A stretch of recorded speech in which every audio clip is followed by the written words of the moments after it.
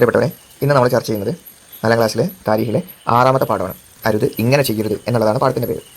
Okay, ഈ പാഠത്തിൽ പ്രധാനമായും നമുക്ക് പഠിക്കാനുള്ളത് നബി സല്ലല്ലാഹു അലൈഹി വസല്ലമക്ക് പ്രവാചക നുബുവത്ത് ലഭിച്ചു. പ്രവാചക ലബ്ധി എന്ന് പറഞ്ഞാൽ നുബുവത്താണ്. അപ്പോൾ പ്രവാചകത്വം ലഭിച്ച് നബി സല്ലല്ലാഹു അലൈഹി വസല്ലമ തൻ്റെ കുടുംബക്കാരെ ആദ്യം ഇസ്ലാമിലേക്ക് ക്ഷണിച്ചു. പക്ഷേ അവരാരും അത്ര റെസ്പോൺസ് കൊടുത്തില്ല. അപ്പം ഞങ്ങൾക്ക് വലിയ പ്രയാസം ഉണ്ടാക്കി. അങ്ങനെയാണ് അബുലഹബ് സൂറത്തൊക്കെ ഇറങ്ങുന്നത്. ശേഷം നബി ഞങ്ങൾ തൻ്റെ ഉമ്മയുടെ ബന്ധക്കാരായ ആളുകൾ താമസിക്കുന്ന തായിഫിലേക്ക് പോവാണ്. നബിയുടെ പ്രതീക്ഷയ്ക്ക് വിപരീതമായാണ് കാര്യങ്ങൾ സംഭവിച്ചത്. നബിയെ സ്വീകരിക്കുന്നതിന് പകരം അവർ നബിയെ ആക്രമിക്കുകയാണ് ചെയ്തത്. ചെറിയ കുട്ടികളടക്കം നബിയെ കല്ലെറിയുകയും വല്ലാതെ അസഭ്യവർഷം പറയുകയൊക്കെ ചെയ്തു. തൻ്റെ കുടുംബക്കാരെ പ്രതീക്ഷയോടുകൂടി ഇസ്ലാമിലേക്ക് ക്ഷണിക്കാൻ പോയ പ്രവാചകന് കിട്ടിയത് വല്ലാത്ത അക്രമങ്ങളായിരുന്നു. ഇതാണ് നമുക്ക് ഈ പാഠത്തിൽ പഠിക്കാനുള്ളത്. ഓക്കെ, പ്രവാചകത്വം ലഭിച്ച് 10 വർഷം പിന്നിട്ടു. 10 വർഷം പിന്നിട്ടു. ഓക്കെ, ശത്രുക്കളുടെ ഉപദ്രവം കൂടി വരികയാണ്. കാരണം ഇസ്ലാം അങ്ങനെ വളരുകയാണ്. അതിൻ്റെ കൂടെ ശത്രുക്കളുടെ ഉപദ്രവം കൂടി വരികയാണ്. അബൂ താലിബിൻ്റെയും ഖദീജ ബീവിയുടെയും വഫാത്തിന് ശേഷം അതൊന്നുകൂടെ വർദ്ധിച്ചു. കാരണം അമുൽ ഹുസനുണ്ടായി. നബിതങ്ങളെ സംരക്ഷിക്കുന്ന 2 പ്രധാനപ്പെട്ട ആളുകൾ ഇല്ലാതായി. വലിയ പ്രയാസമാണ്. ഈ ഘട്ടത്തിൽ നബിതങ്ങൾ ബനു സഖീഫ് ഗോത്രക്കാരെ, അഥവാ നബിതങ്ങളുടെ അമ്മാവന്മാരെ ഇസ്ലാം സ്വീകരിക്കുമെന്ന് പ്രതീക്ഷിച്ച് അവരുടെ സഹായം ആഗ്രഹിച്ച് തായിഫിലേക്ക് പുറപ്പെട്ടു. ശ്രദ്ധിക്കണം, ബനു സഖീഫ് ഗോത്രക്കാരുടെ അഥവാ ബനു സഖീഫ് ഗോത്രക്കാരെന്ന് പറഞ്ഞാൽ നബിയുടെ അമ്മാവന്മാരാണ്. ഇവരെ പ്രതീക്ഷിച്ചുകൊണ്ട് അങ്ങോട്ട് പോയി തായിഫിലേക്ക് പോയി. ഓക്കെ, 3 കാര്യങ്ങൾ അതിൽ പറഞ്ഞത്. ബനു സഖീഫ് നബിയുടെ അമ്മാവന്മാരാണ്. അവർ പ്രതീക്ഷിച്ച് തായിഫിലേക്ക് പോയി. മക്കയിൽ നിന്ന് ഏകദേശം 91 കിലോമീറ്ററാണ് തായിഫിലേക്കുള്ളത്. ഓക്കെ, കൂടെ സെയ്ദ് ബിൻ ഹാരിസ റളിയല്ലാഹു അൻഹു ഉണ്ട്. 5 കാര്യങ്ങൾ പറഞ്ഞത്. ബനു സഖീഫ് നബിതങ്ങളുടെ അമ്മാവന്മാരാണ്. അവർ തായിഫിലാണ്. മക്കയിൽ നിന്ന് 91 കിലോമീറ്ററാണ് തായിഫിലേക്കുള്ളത്. കൂടെ സെയ്ദ് ബിൻ ഹാരിസ റളിയല്ലാഹു അൻഹു ഉണ്ട്. ബനു സഖീഫ് ഗോത്രക്കാർ അവർ കുട്ടികളെ വിട്ട് നബി സല്ലല്ലാഹു അലൈഹി വസല്ലമയെ പരിഹസിക്കുകയും ഉപദ്രവിക്കുകയും ചെയ്തു. പിന്നെയോ നബിതങ്ങളുടെ കാലിന് അത് കാരണം പരിക്ക് പറ്റി, രക്തം വന്നു, വലിയ പ്രയാസമായി. സ്വീകരിച്ചത് അത് അദ്ദാസ് എന്ന് പറഞ്ഞ ആളായിരുന്നു. ഓക്കെ, പിന്നെയോ വലിയ ക്ഷീണത്തിൽ നബി സല്ലല്ലാഹു അലൈഹി വസല്ലം ഒരു മരച്ചോട്ടിലിരിക്കുമ്പോൾ ജിബ്രീൽ അലൈഹി സ്വലാം വന്ന് ചോദിച്ചു, അങ്ങയുടെ വേദന അള്ളാഹു കണ്ടിരിക്കുന്നു. അങ്ങ് അനുവാദം തരികയാണെങ്കിൽ ആ 2 മലകളാൽ അവരെ മുഴുവൻ നമുക്ക് നശിപ്പിക്കാമെന്ന് ജിബ്രീൽ അലൈഹി സ്വലാം നബിയെ ആശ്വസിപ്പിക്കാൻ വേണ്ടി പറഞ്ഞു. നബി തങ്ങൾ കൊടുത്ത മറുപടി വലിയ പ്രാധാന്യമുള്ളതാണ്. ജിബ്രീൽ അലൈഹി സ്വലാമിനെ തടഞ്ഞു. എന്നിട്ട് പറഞ്ഞു, അരുത്, അങ്ങനെ ചെയ്യരുത്. മറുപടി പറഞ്ഞാണ്, അവരിൽ നിന്ന് അള്ളാഹുവിനെ ആരാധിക്കുന്ന ഒരാളെങ്കിലും ഉണ്ടാവണമെന്നാണ് എൻ്റെ ആഗ്രഹം. പിൽക്കാലത്ത് തായിഫുകാരൊക്കെ ഇസ്ലാം സ്വീകരിക്കുകയും ചെയ്തിട്ടുണ്ട്. അപ്പം ഒരു പ്രധാനപ്പെട്ട പാഠമാണ്. പിന്നെ പരിശുദ്ധ മക്കയിൽ നിന്ന് 91 കിലോമീറ്ററാണ് തായിഫിലേക്കുള്ളത്. പിന്നെ തായിഫിലേക്ക് പോകുമ്പോൾ പ്രവാചകത്വം ലഭിച്ചിട്ട് 10 വർഷം പിന്നിട്ടിരുന്നു. തായിഫ് യാത്രയിൽ നബിയോടൊപ്പം ഉണ്ടായിരുന്നത് സെയ്ദ് ബിൻ ഹാരിസ റളിയല്ലാഹു അൻഹു. തായിഫുകാരുടെ കാര്യത്തിൽ എന്തായിരുന്നു നബിയുടെ ആഗ്രഹം? അവർക്ക് ഒരാളെങ്കിലും ഇസ്ലാം സ്വീകരിക്കാനുള്ളതായിരുന്നു നബിതങ്ങളുടെ ആഗ്രഹം. തായിഫിൽ നിന്ന് അന്ന് ഇസ്ലാം സ്വീകരിച്ചത് അദ്ദാസ് എന്ന് പറഞ്ഞ ആളാണ്.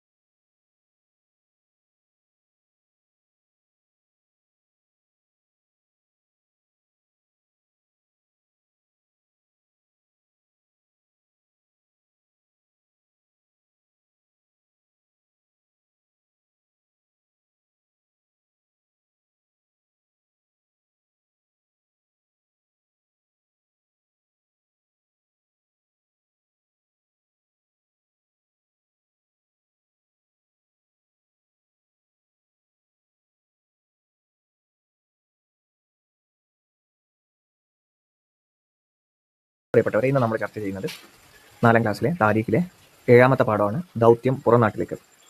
കഴിഞ്ഞ പാഠത്തിൽ നബി സല്ലല്ലാഹു അലൈഹി വസല്ലമ തായിഫിൽ പോയത് നമ്മൾ പഠിച്ചു. തായിഫിൽ നിന്ന് വല്ലാത്ത പ്രയാസമാണ് നബിതങ്ങൾക്ക് ഉണ്ടായത്. സ്വാഭാവികമായിട്ടും അതോടനുബന്ധിച്ച് നബി സല്ലല്ലാഹു അലൈഹി വസല്ലമ ദൗത്യം തായിഫിന് പുറത്ത്, മക്കയുടെ പുറത്ത് മറ്റു സ്ഥലങ്ങളിലേക്ക് വ്യാപിപ്പിക്കാനുള്ള ഫലം ആരംഭിച്ചു. അതിൽ 1ാം അഖബ വരുന്നുണ്ട്. അതേപോലെ മദീനയിലുള്ള ആളുകൾ നബി സല്ലല്ലാഹു അലൈഹി വസല്ലമയെ മക്കയിൽ വെച്ച് കാണുന്നുണ്ട്.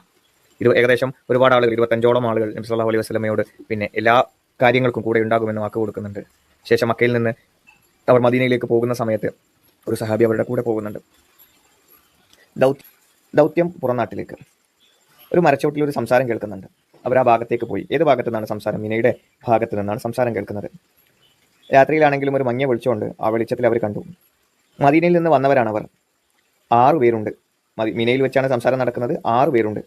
തായിഫിൽ നിന്ന് മടങ്ങി വന്നതിന് ശേഷം വിദേശികളുമായി സംസാരിക്കുന്നത് നബി സല്ലല്ലാഹു അലൈഹി വസല്ലമയുടെ പതിവായിരുന്നു. ഓക്കെ, മിനയിൽ വെച്ചാണ് സംസാരം. 6 പേരുണ്ടായിരുന്നു. കാരണം തായിഫിൽ നിന്ന് മടങ്ങി വന്നതിന് ശേഷം വിദേശികളുമായി നബിതങ്ങൾ സംസാരിക്കുന്നത് പതിവായിരുന്നു.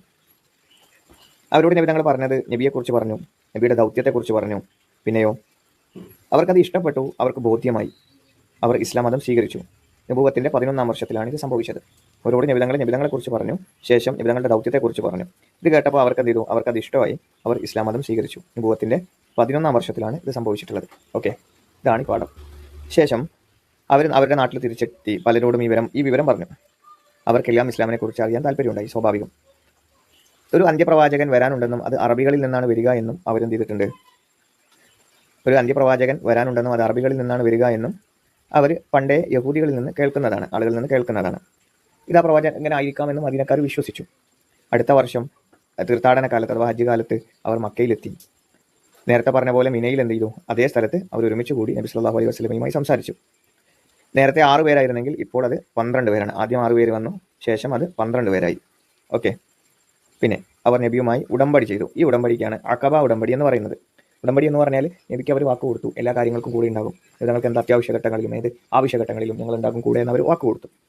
ആ വർഷം അവരോടൊപ്പം ഇസ്ലാമിനെ അവരുടെ നാട്ടിൽ പരിചയപ്പെടുത്താൻ മുസ്അബ് ഇബ്നു ഉമൈർ റളിയല്ലാഹു അൻഹുവിനെ പരിശുദ്ധ മദീനയിലേക്ക് അയച്ചു. ഓക്കെ, അത് കാരണം മദീനയിൽ ഇസ്ലാം വളരാനും തുടങ്ങി. ചെറിയ പാഠമാണ്. ഇതിലാകെ കുറച്ച് കാര്യങ്ങളാണ് പഠിക്കാനുള്ളത്. ഒന്ന്, മിനയിൽ വെച്ചിട്ടാണ് നബി സല്ലല്ലാഹു അലൈഹി വസല്ലമ ആളുകളെ കണ്ടിരുന്നത്. ആദ്യ സംഘത്തിൽ 6 പേരുണ്ടായിരുന്നു. രണ്ടാമത് 12 പേരായി. പിന്നെ അവരുടെ കൂടെ മദീനയിലേക്ക് പോകുന്ന സമയത്ത് മുസ്അബ് ഇബ്നു ഉമൈർ റളിയല്ലാഹു അൻഹുവിനെ മദീനയിലേക്ക് അയക്കുകയും ചെയ്തു. ഇത്രയേ ഉള്ളൂ പാഠങ്ങൾ. ബാക്കി കാര്യങ്ങൾ നിങ്ങളൊന്ന് വായിച്ചു നോക്കട്ടോ. അസ്സലാമു അലൈക്കും പ്രിയപ്പെട്ടവരെ, 4ാം ക്ലാസ്സിലെ താരീഖിലെ അവസാനത്തെ പാഠമാണ്. 8ാമത്തെ പാഠം. പരീക്ഷയ്ക്ക് 8 പാഠമുള്ളത്. 8ാമത്തെ പാഠമാണ് ആകാശാരോഹണം എന്ന് പറയുന്നത്. നബി സല്ലല്ലാഹു അലൈഹി വസല്ലമ ഈ മസ്ജിദുൽ അഖ്സയുടെ ഉള്ളിൽ ഒരു പാറയുണ്ട്. ആ പാറയുടെ മുകളിൽ നിന്ന് നബി സല്ലല്ലാഹു അലൈഹി വസല്ലമ ഏഴാൻ ആകാശത്തേക്ക് അള്ളാഹുവിൻ്റെ അടുക്കിലേക്ക് പോകുന്ന ഒരു രംഗമാണ് നമുക്ക് ഈ പാഠത്തിൽ പഠിക്കാനുള്ളത്. ഇതിൽ 2 കാര്യങ്ങളുള്ളത്. ഒന്ന്, ഇസ്രാ എന്താന്ന് പറയുന്നുണ്ട്, അതേപോലെ മിഅ്റാജ് എന്താന്ന് പറയുന്നുണ്ട്. നബി സല്ലല്ലാഹു അലൈഹി വസല്ലമ നമ്മുടെ കഅബയിലുള്ള മസ്ജിദുൽ ഹറമിൽ നിന്ന് മസ്ജിദുൽ അഖ്സയിലേക്ക് എത്തി. ഈ മസ്ജിദുൽ അഖ്സയിൽ നിന്ന് നേരെ ആകാശലോകത്തേക്ക് പോയി. അപ്പോൾ മസ്ജിദുൽ ഹറം എന്ന് തുടങ്ങി മസ്ജിദുൽ ഹറം എന്ന് മസ്ജിദുൽ അഖ്സയിൽ എത്തിയതിന് ഇസ്രാ എന്നും ഈ മസ്ജിദുൽ അഖ്സയിൽ നിന്ന് ആകാശത്തേക്കുള്ളതിന് മിഅ്റാജ് എന്നുമാണ് വിളിക്കുന്നത്. ഓക്കെ, ഇതാണ് ഈ പാഠം. നമുക്കിതൊന്ന് ഡീറ്റെയിൽ ചെയ്ത് നോക്കാം. ആകാശാരോഹണം. ഈ ചിത്രം കണ്ടൂലേ? ഇതിൽ സ്വർണ്ണ നിറത്തിലുള്ള ഈ വലിയ കുബ്ബയുടെ ഉള്ളിലാണ് എന്തുള്ളത്? ഓക്കെ, ഈ ചിത്രം കണ്ടില്ലേ? സ്വർണ്ണ നിറത്തിലുള്ള ഈ കുബ്ബയുടെ ഉള്ളിലാണ് എന്തുള്ളത്? ഒരു പാറയുള്ളത്. ഫലസ്തീനിലെ മസ്ജിദുൽ അഖ്സയിലാണ് ഈ പാറയുള്ളത്. ആകാശലോകത്തേക്ക് നബി സല്ലല്ലാഹു അലൈഹി വസല്ലമ ആരോഹണം നടത്തിയത്, കയറിപ്പോയത് ഈ പാറയിൽ നിന്നാണ്. ഓക്കെ, ഇനി നമ്മൾ പറയുന്നത് എന്താണ് മിഅ്റാജ്, എന്താണ് ഇസ്രാ എന്നുള്ളതാണ്. മസ്ജിദുൽ ഹറമിൽ നിന്ന് നബി സല്ലല്ലാഹു അലൈഹി വസല്ലമ രാത്രി മസ്ജിദുൽ അഖ്സയിലെത്തി. ഈ യാത്രക്കാണ് ഇസ്രാ എന്ന് പറയാം. ഞാൻ പറഞ്ഞു, മസ്ജിദുൽ ഹറമിൽ നിന്ന് നബി സല്ലല്ലാഹു അലൈഹി വസല്ലമ മസ്ജിദുൽ അഖ്സയിലെത്തി. ഈ യാത്രക്കാണ് ഇസ്രാ എന്ന് പറയും. ശേഷം ഇവിടെ നിന്ന് മസ്ജിദുൽ അഖ്സയിൽ നിന്ന് നബിതങ്ങൾ എന്ത് ചെയ്തു? ആകാശലോകത്തേക്ക് കയറിപ്പോയി. ഇവിടെ നിന്ന് ഈ പാറയിൽ നിന്ന് നബിതങ്ങൾ ആകാശലോകത്തേക്ക് കയറിപ്പോയി. ഇതിനെ മിഅ്റാജ് എന്നും പറയും. ഓക്കെ, പ്രകാശത്തേക്കാൾ വേഗതയുള്ള ബുറാഖ് എന്ന അത്ഭുത വാഹനത്തിലാണ് ഈ യാത്ര ഉണ്ടായിട്ടുള്ളത്. ഒപ്പം ജിബ്രീൽ അലൈഹി സ്വലാമും നബിതങ്ങളുടെ കൂടെ ഉണ്ടായിരുന്നു. ഓക്കെ, ശേഷം ഈ യാത്രയിൽ നബിതങ്ങളെ സ്വീകരിക്കാൻ മസ്ജിദുൽ അഖ്സയിൽ മുൻകാല പ്രവാചകന്മാരുണ്ടായിരുന്നു. അഥവാ നബിതങ്ങൾ മക്കയിൽ നിന്ന് പരിശുദ്ധ ബൈത്തുൽ മുഖദ്ദസിലെത്തിയ സമയത്ത് അവിടെ നബിയെ സ്വീകരിച്ചത് മുൻകാല പ്രവാചകന്മാരായിരുന്നു. മഹാനായ ഈസാ നബി, മൂസാ നബി, ഇബ്രാഹിം നബി അടങ്ങുന്ന മുൻകാല പ്രവാചകന്മാർ. അവർക്കെല്ലാം ഇമാമായി നബി സല്ലല്ലാഹു അലൈഹി വസല്ലമ 2 റക്അത്ത് സുന്നത്ത് നിസ്കരിച്ചു. തുടർന്നാണ് നബി സല്ലല്ലാഹു അലൈഹി വസല്ലമ ആകാശലോകത്തേക്ക്, അതേപോലെ അള്ളാഹു ഉദ്ദേശിച്ച സ്ഥലങ്ങളിലേക്കൊക്കെ പോയിട്ടുള്ളത്. ഇതിൽ അള്ളാഹുമായി നബി സല്ലല്ലാഹു അലൈഹി വസല്ലമ കണ്ടുമുട്ടുകയും സംസാരിക്കുകയും ആയതിന്റെ അടിസ്ഥാനത്തിൽ 5 വക്ത് നിസ്കാരം നമുക്ക് നിർബന്ധമാക്കി തരികയും ചെയ്തു. മിഅ്റാജ് രാവിന്റെ അന്നാണ് 5 വക്ത് നിസ്കാരം നമുക്ക് നിർബന്ധമായിട്ടുള്ളത്. ഓക്കെ, ഇതേ രാത്രിയിൽ തന്നെ നബിതങ്ങൾ വീട്ടിൽ തിരിച്ചെത്തുകയും ചെയ്തു. നബുവത്തിന്റെ 11ാം വർഷം റജബ് മാസം 27ാം രാവിലാണ് റജബ് 27ാം രാവിലാണ് ഈ ഇസ്രാ മിഅ്റാജ് സംഭവം ഉണ്ടാകുന്നത്. നബുവത്തിന്റെ 11ാം വർഷമാണ്.